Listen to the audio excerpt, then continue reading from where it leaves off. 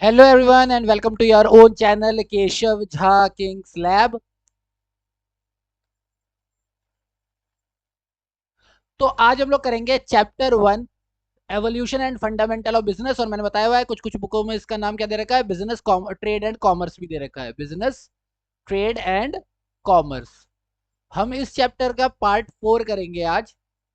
ठीक है, 3 पार्ट हम लोग ऑलरेडी कर चुके हैं। 3 पार्ट के अंदर हम लोगों ने काफी अच्छा कुछ डिस्कस कर लिया है। लास्ट जो हमने क्लास किया था उसके अंदर हम लोगों ने बिजनेस के बारे में पढ़ लिया था, थोड़ा सा इसके कैरेक्टरिस्टिक्स को भी समझ लिया था।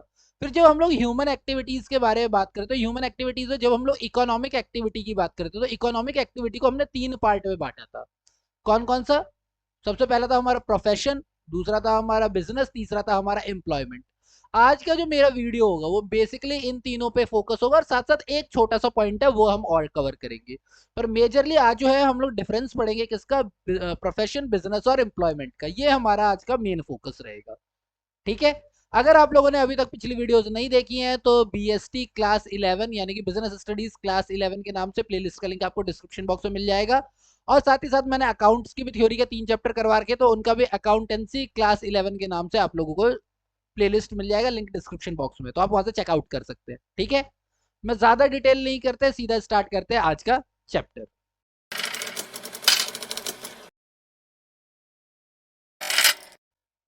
देखो, आज जो हम लोग करेंगे सबसे पहले ये कंपैरिजन वर्ड लिखा हुआ है ना, कंपैरिजन के ही अंदर मैं इन तीनों के आपके डेफिनेशन की भी बात कर लूंगा, इनके कैरेक्टरिस्टिक्स की भी बात कर लूंगा। ये जो हम कंपैरिजन पढ़ेंगे ना तो कंपैरिजन के अंदर इनकी डेफिनेशन भी आ जाएगी, कैरेक्टरिस्टिक्स भी आ जाएंगे। तो सीधा सीधा आप, ये टेबल है, एक अच्छी खासी लंबी चौड़ी टेबल है, कुछ 8 पॉइंट यहाँ पर और 2 पॉइंट यहाँ पर। आराम से इसको कवर करते हैं तो इसके अंदर ही हमारे तीनों के कॉन्सेप्ट, डेफिनेशन डेफिनेशन तो देखो यहीं पर हो गई कवर, डेफिनेशन तो यहीं कवर हो जाएगी, और कैरेक्टरिस्टिक्स एग्जांपल्स यहाँ पर आ जाएंगे। तो इन 2 टेबल्स को अच्छे से आज पढ़ते हैं। ठीक है, सबसे पहले अगर मैं बिजनेस की बात करूं तो बिजनेस क्या होता है, इकोनॉमिक। देखो, है तो तीनों की तीनों कौन सी एक्टिविटी, इकोनॉमिक एक्टिविटी है, तीनों की तीनों economic activity. It refers to those economic activity which are connected with purchase, production and sale of goods and services with the objective of earning profit। तो जब आप प्रोडक्शन कर रहे हो किसी चीज का, अगर आप प्रोडक्शन कर रहे हो चाहे वो गुड्स है या सर्विसेज है, तो आपका क्या चल रहा है, बिजनेस चल रहा है। प्रोडक्शन कर रहे हो तो सर्विस है। क्लियर? प्रोफेशन की अगर हम बात करें तो it includes those activity which require special knowledge, be skill in the occupation. यानी जहां पर आपको स्पेशल नॉलेज चाहिए, बिजनेस के लिए आपको स्पेशल नॉलेज नहीं चाहिए, पर प्रोफेशन के लिए आपको स्पेशल नॉलेज चाहिए। जैसे हर कोई इंसान लॉयर नहीं बन सकता ना। ठीक है, तो उसके लिए आपको क्या करना पड़ेगा, लॉ करना पड़ेगा, एक स्पेशल डिग्री लेनी पड़ेगी। क्लियर? एम्प्लॉयमेंट की अगर मैं बात करूं, एम्प्लॉयमेंट क्या होता है, इसके अंदर हम लोग क्या करते हैं, एम्प्लॉयमेंट मीन्स जॉब, सीधी सीधी भाषा में job. It refers to the occupation in which the people work for others and get remuneration in return। Clear? अब देखो यहाँ पर काफी बच्चे कंफ्यूज हो जाते हैं कि फिर टीचर क्या होगा, क्योंकि टीचर के लिए तो आप बीएड जब तक नहीं करते हो, अब तो दूसरी डिग्री आ जाएगी, पर बीएड या सीटेट आप जब तक नहीं करते हो तब तक आपको जॉब नहीं मिलेगी। करेक्ट है? देखो, बार बार क्या बोल रहा हूँ, जॉब नहीं मिलेगी। टीचर की अगर हम बात करें तो यहाँ पे तो स्पेशल स्किल चाहिए, स्पेशल स्किल चाहिए। अगर मैं अपना खुद का इंस्टीट्यूट चला रहा हूँ ये दोनों चीजें लेकर के, then I am in profession, तब मैं प्रोफेशन में हूँ। But when I am working for a school, now मेरा ये वाला कैरेक्टर आ जाता है, I work for other and take remuneration, now that time I have employment. तो टीचर के लिए ये चीज क्लियर होती है। सेम विद डॉक्टर, डॉक्टर का अपना खुद का क्लिनिक है, ही इज इन प्रोफेशन। पर अगर वो डॉक्टर किसी हॉस्पिटल के लिए काम कर रहा है, no it's not a profession, it's a job. Clear हो गई बात? कोई दिक्कत? हाँ, हमारे देश में पॉलिटिशियंस के लिए कोई क्लियर नहीं है कि पॉलिटिशियन जो है वो प्रोफेशन है, जॉब, एम्प्लॉयमेंट है, बिजनेस है, ये अभी तक क्लियर नहीं है। पॉलिटिशियंस जो है वो एक ऐसा कैरेक्टर कि यहाँ पर ये तीनों ही बातें क्लियर नहीं करती। अब ये जॉब होनी चाहिए because democracy is for the people, to the people, by the people, so we work for others, we work for people, so it should be an employment। और आप मंथली सैलरी भी ले रहे हो, you take remuneration, so it should be employment। But employment में क्या होता है कि आपकी कुछ एलिजिबिलिटी डिटेल्स होती है। ठीक है, एलिजिबिलिटी होती है, क्योंकि ऑफकोर्स पॉलिटिशियन बनने के लिए आपको स्पेशल नॉलेज तो नहीं चाहिए, तो प्रोफेशन तो नहीं हो सकता ये।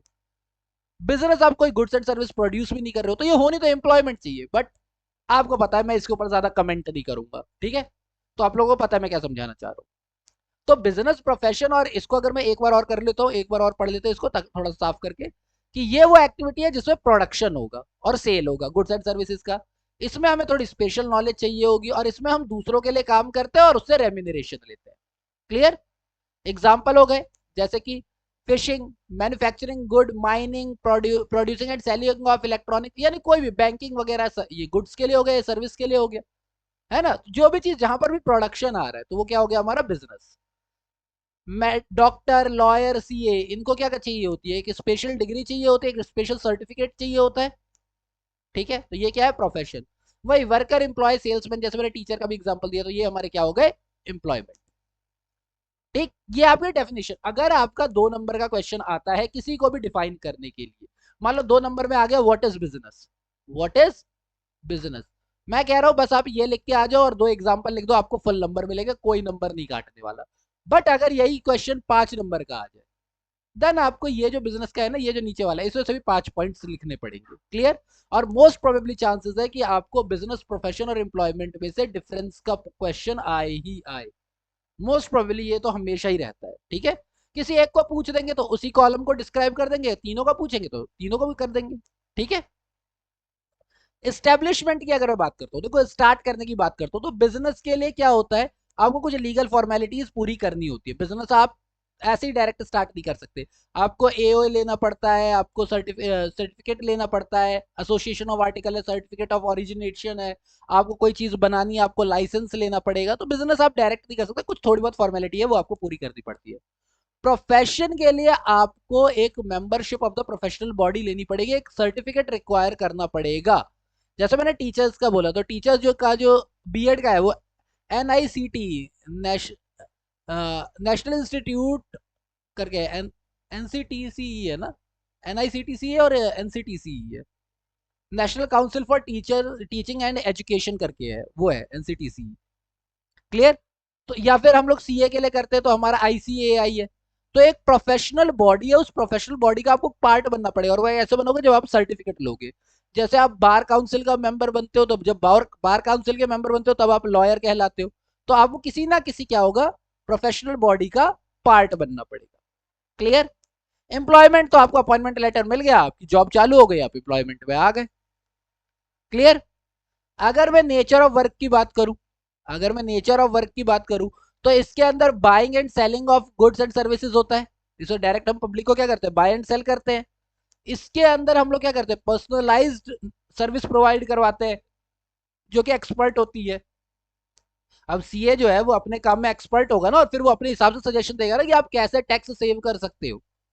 डॉक्टर जो है वो अपने फील्ड में क्या एक्सपर्ट है, तभी तो वो मेडिसिन देगा ना आपको, ऐसे थोड़ी ना ले लोगे मेडिसिन। तो वो पर्सनलाइज्ड सर्विस देते हैं। और पर्सनलाइज्ड का मतलब क्या, हर क्लाइंट अलग है, हर क्लाइंट, हर पेशेंट अलग है, तो उसके हिसाब से उसका इलाज भी अलग तरीके से होगा। सबको थोड़ी ना पैरासीटामोल देते चले जाएंगे। कोई आए कि सर पेट में गैस हो रहा है, हाँ पैरासीटामोल खा लो। सर पैर में दर्द हो रहा है, पैरासीटामोल खा लो। सर हेडेक हो रहा है, पैरासीटामोल खा लो। सर उल्टी आ रही है, पैरासीटामोल खा लो। ये थोड़ी ना करेंगे, हर एक के लिए अलग अलग बीमारी के लिए अलग अलग इलाज है ना। तो पर्सनलाइज्ड सर्विस है। वर्क की बात अगर हम करते हैं, तो work allotted by the employer according to the contract. जब हम अपॉइंटमेंट लेटर की बात करें तो उस लेटर में कॉन्ट्रैक्ट होता है, आपको क्या काम करना है, कितनी देर का क्या काम करना है, क्या सैलरी मिलेगी, वो सब लिखा हुआ होता है। तो उसके हिसाब से ही आप काम करते हो। ठीक। क्वालिफिकेशन की अगर मैं बात करता हूं, तो बिजनेस चलाने के लिए कोई क्वालिफिकेशन की जरूरत है ही नहीं। मैं बार बार एग्जाम्पल देता हूं, तारक मेहता का उल्टा चश्मा। भाई उसमें जेठालाल तो पढ़ा लिखा ही नहीं है, सबसे अमीर इंसान है वो, तो कोई मिनिमम क्वालिफिकेशन चाहिए ही नहीं। 5वीं फेल, 8वीं फेल, क्या ही बोलोगे उसे। कोई, लेकिन बिजनेस चलाने के लिए कोई क्वालिफिकेशन नहीं चाहिए खास। लेकिन डॉक्टर हाथी या फिर पत्रकार पोपटलाल, आपको प्रोफेशनल क्वालिफिकेशन लेनी पड़ेगी, ट्रेनिंग रिक्वायर होगी। ठीक है। हम यहाँ पर किसकी बात करते हैं, हम सबसे पहले हम डॉक्टर की बात करते हैं, पोपटलाल की बात नहीं करते, क्योंकि पोपटलाल कहीं ना कहीं जॉब कर रहा है। ठीक है। डॉक्टर हाथी अपना खुद का क्लिनिक चला रहा है, तो वो प्रोफेशन में। Qualification and training as the prescribed by the employer, यानी जैसा वो काम कहे वैसा करना पड़ेगा। यानी मेहता साहब को ले लो, हमेशा अपने बॉस से डरते रहते हैं ना, भाई जैसा वो काम मांगेंगे वैसा आपको काम देना पड़ेगा। क्लियर है? कैपिटल इन्वेस्टमेंट की बात करूं तो भैया सीधी सी बात है, जितना बड़ा बिजनेस होगा आपको उतना ज्यादा कैपिटल लगेगा। अब बिजनेसमैन तो तारक मेहता के उल्टा चश्मा में बिजनेसमैन तो अपना अब्दुल भी है ना, लेकिन अब्दुल के पास इतनी कैपिटल, उसकी दुकान छोटी है तो उसका कैपिटल नीडेड छोटा है। जेठालाल की दुकान बड़ी है तो उसको कैपिटल ज्यादा चाहिए, तो जैसा नेचर और जैसा साइज होगा उस हिसाब से आपको पैसा लगेगा। ठीक है? प्रोफेशन में लिमिटेड कैपिटल ही होती है। अब हंसराज हाथी को ही देख लो, अपने घर में ही एक कमरा क्लिनिक बना रखा है, तो ज्यादा कैपिटल थोड़ी ना लगानी पड़ी, बस डिग्री लेने के लिए ही तो, यानी डॉक्टर का जो उन्होंने डिग्री लिया उसी के लिए तो उन्होंने पैसा लगाया है। बाकी तो घर में ही, और बाकी जो मेडिकल का सामान थोड़ा बहुत स्टेथोस्कोप वगैरह जो लेकर के बैठे हुए हैं घर में, हाँ या ना, तो लिमिटेड लाइबिलिटी। और एम्प्लॉयमेंट करने में तो कोई कैपिटल लगती ही नहीं। आपका जो है, आपने जॉब ली, आपको एक बार जॉब मिल गई तो उसके बाद आपको कैपिटल क्या लगानी, आपको सैलरी मिलेगी ना, हाँ या ना। ठीक, तो कोई कैपिटल की जरूरत नहीं होती है। रिवॉर्ड और रिटर्न की अगर मैं बात करता हूं तो बिजनेस के अंदर हमें प्रॉफिट मिलता है। जब हम लोग कहते हैं प्रोफेशन करते हैं तो प्रोफेशन के अंदर फीस लेते हैं, इसीलिए डॉक्टर हाथी हमेशा क्या लेते हैं, फीस लेते हैं। भले फीस के बदले वो समोसे खा ले या फिर मिठाई खा ले, वो बात अलग है, पर वो फीस लेते हैं। लेकिन जेठालाल प्रॉफिट। जबकि अय्यर मेहता साहब और कहते हैं आपके पत्रकार पोपटलाल, वो क्या लेते हैं, सैलरी। वेज पे नहीं जाऊंगा, वो क्या लेते हैं, सैलरी। क्लियर हो गई बात? तो यहां से आपको क्लियर समझ में आ गया होगा।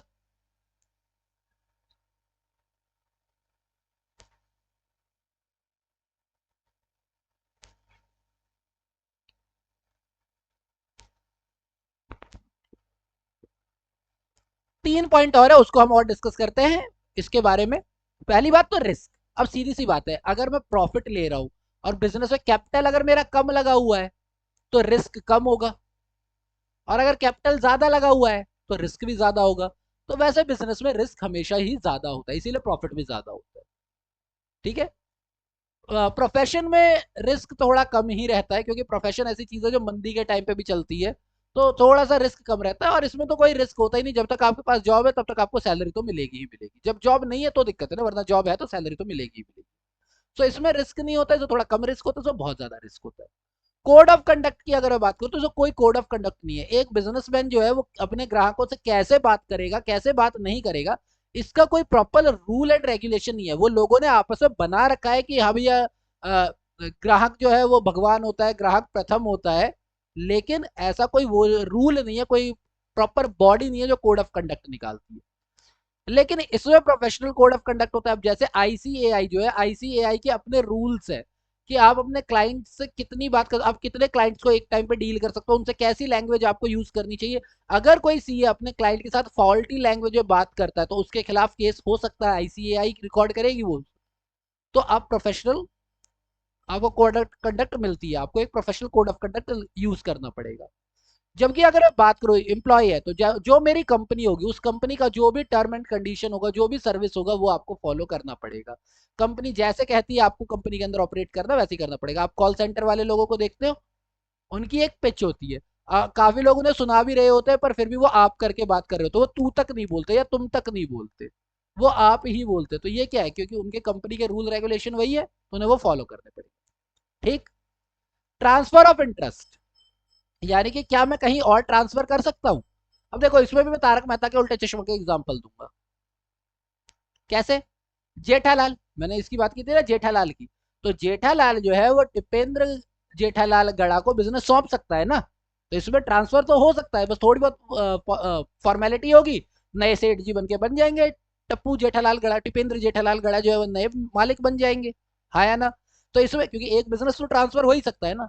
लेकिन चाहे तो भी डॉक्टर हंसराज हाथी जो है वो गोली को नहीं बना सकते डॉक्टर, वो अपनी डिग्री ट्रांसफर नहीं कर सकते।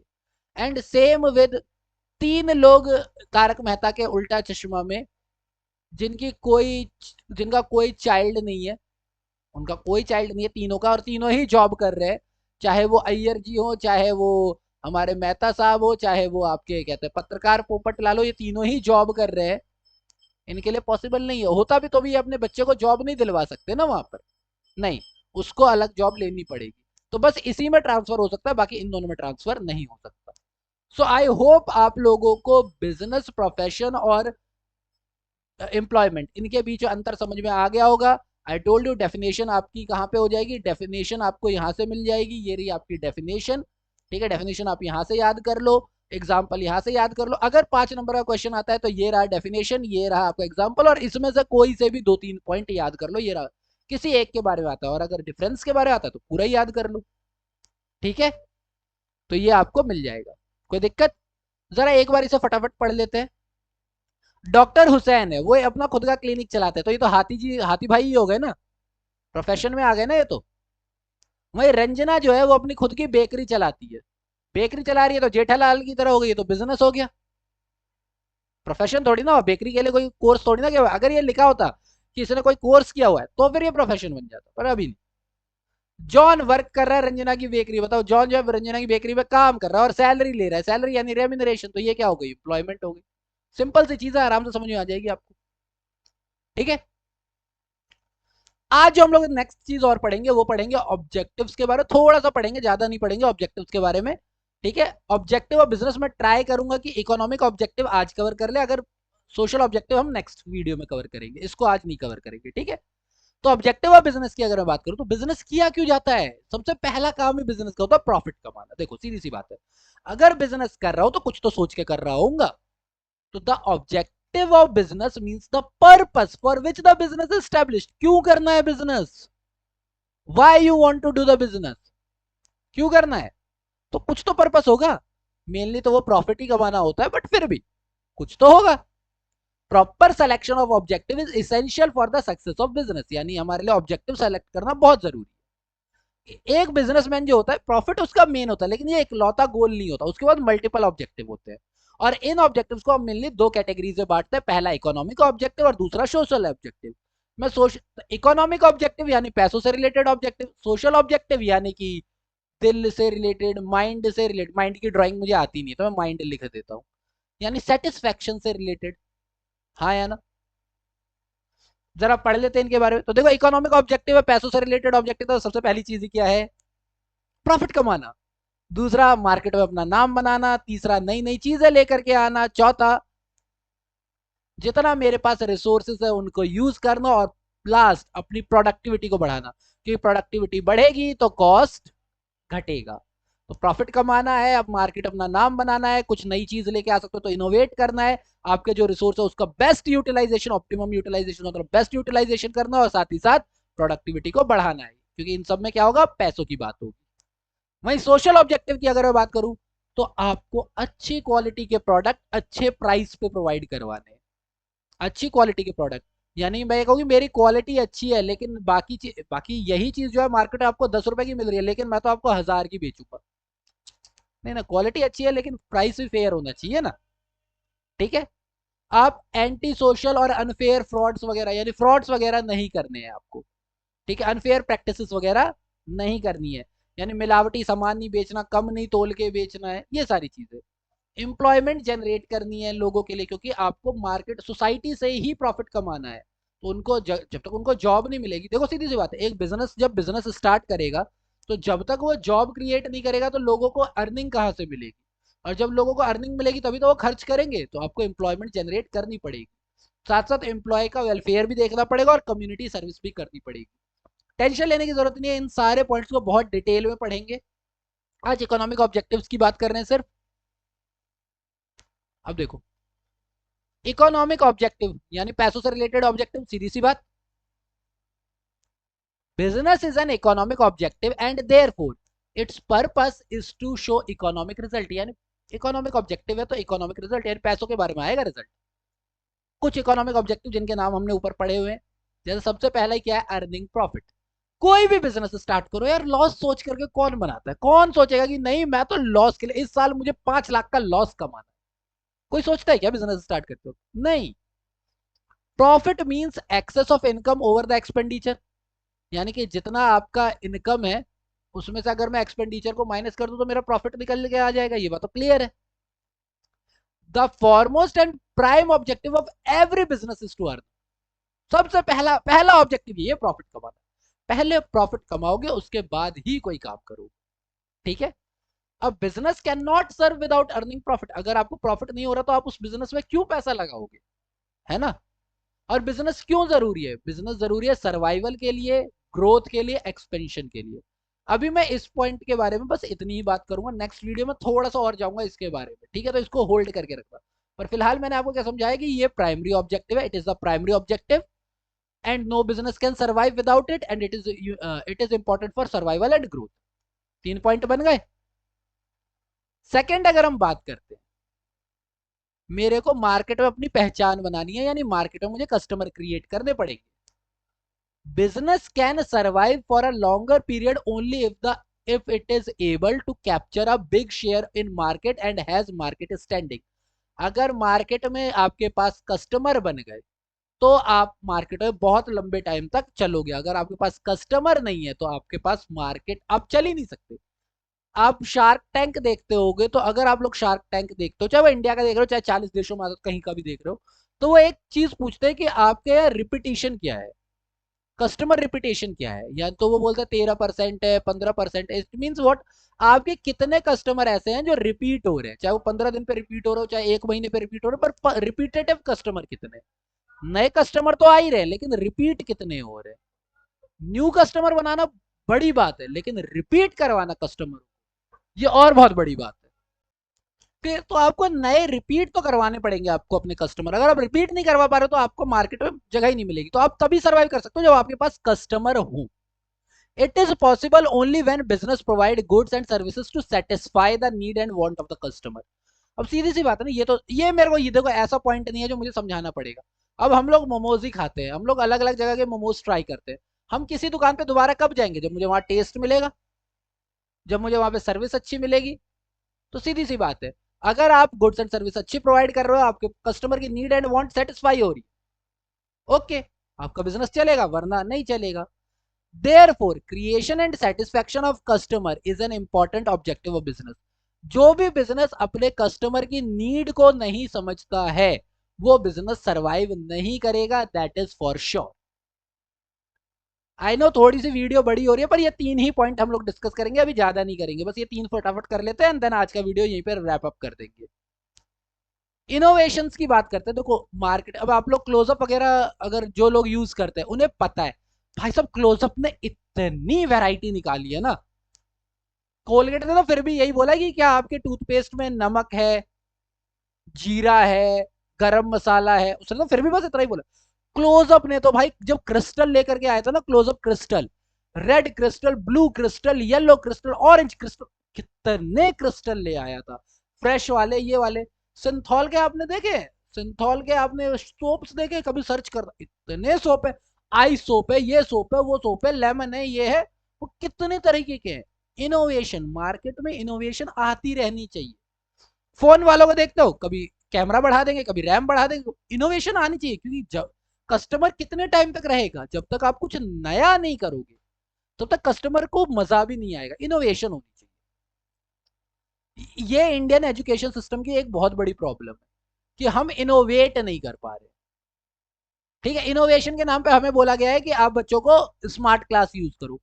इनोवेशन वो है ही नहीं, यहाँ पर इस इनोवेशन की बात हम कर ही नहीं रहे। इंडियन एजुकेशन सिस्टम अच्छा है, अच्छा है, लेकिन बहुत अच्छा हो सकता है। मैं ये बात कह रहा हूँ, मैं कभी खराब नहीं करता, मैं खुद इसी एजुकेशन सिस्टम में काम करता हूँ। तो मैं एक बात जानता हूँ कि it is good but it can be much better. और खासकर जो बात एक कही हुई है, डॉक्टर दिव्य कीर्ति ने एक बात बोली हुई है, दैट हमारे देश में ना टीचर बनना किसी बच्चे का सपना नहीं होता है। आईएएस बनना चाहेगा, ये बनना चाहेगा, वो बनना चाहेगा, टीचर बनना ना सपना नहीं होता है। जिस दिन इस देश में टीचर्स को इतनी वैल्यू मिल गई कि देश का बच्चा टीचर बनने का सपना देखे, देश का एजुकेशन सिस्टम सुधर जाएगा। ठीक है, सरकारी स्कूल का टीचर बनना चाहता है, टीचर नहीं बनना चाहता सरकारी स्कूल का। क्यों? क्योंकि वहां जॉब सिक्योरिटी मिलेगी, वहां उसे पढ़ाने को मिलेगा नहीं, जॉब सिक्योरिटी और सैलरी मिलेगी। फर्क है, टीचर नहीं बनना चाहता बच्चा, ये चीज है। Innovation means making new product or adding new features to old product। कुछ नया बनाओ या पुराने में कुछ नया लेकर के आओ और मेकिंग इट मोर यूजफुल। जैसे आजकल आप लोग अपने फोन्स को देखते हो, कहाँ ब्लैक एंड व्हाइट फोन से लेकर के आज कहाँ तक आ गए हम लोग। इंप्रूविंग मेथड ऑफ प्रोडक्शन हो जाए, डिस्ट्रीब्यूशन के बारे में आ जाए, नए मार्केट निकालो, आपको कुछ ना कुछ इनोवेट करना पड़ेगा। ये कंपटीशन का टाइम है। एक बिजनेस तभी सक्सेसफुल हो जाता है जब वो नई चीजें लाता है, चाहे वो बेटर मशीन लेकर के आए, चाहे वो टेक्निक लेकर के आए, चाहे नई वैरायटी लेकर के आए। आज के टाइम पे तो अगर आपने अपना एक वो बना दिया ना, ब्रांड बना दिया, तो भी आप सरवाइव करोगे, बहुत तगड़ा सरवाइव करोगे। ब्रांड की बात मैं किसके लिए कह रहा हूँ, आप सबको पता है, मैं आईफोन की बात कर रहा हूँ।